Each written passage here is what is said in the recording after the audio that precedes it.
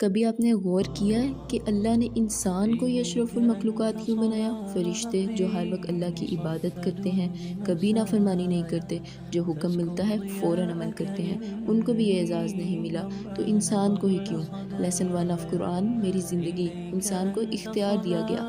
Main is given the dignity of choice. آپ کو اچھے برے میں تمیز سکھائی گئی ہے، اور پھر انسان کو آزادی دے دی گئی، چاہے تو اچھے عمل کرے اور چاہے تو برے عمل کرے، لیکن دونوں کا انجام بھی بتا دیا گیا۔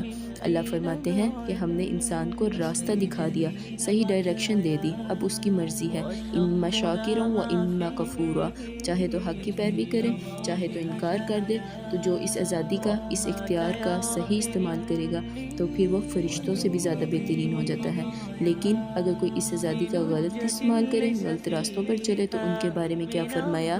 اولئک کالانعام بل ہم اضل، یہ لوگ تو جانوروں کی طرح ہیں، بلکہ ان سے بھی زیادہ بدتر ہیں، ان سے بھی زیادہ بھٹکے ہوئے ہیں۔ اور پھر انسان کو عقل دے دی گئی، شعور دے دیا گیا، سوچنے سمجھنے کی صلاحیت دے دی گئی، اچھے برے میں تمیز سکھائی گئی۔ جانوروں کے پاس یہ سب نہیں۔ جانور کیا کرتے ہیں؟ صرف اپنی خواہشات کی پیروی، کھایا پیا سو لیا اور اپنی خواہش پوری کی۔ اور اگر انسان بھی عقل اور شعور کے باوجود صرف اپنی خواہش کی پیروی کرنے والا ہو تو پھر اس میں اور جانور میں کوئی فرق نہیں۔ صرف انسان ہونا آپ کو اشرف المخلوقات نہیں بناتا، اس آزادی کا، اس چوائس کا، اس اختیار کا صحیح استعمال آپ کو اشرف المخلوقات بناتا ہے۔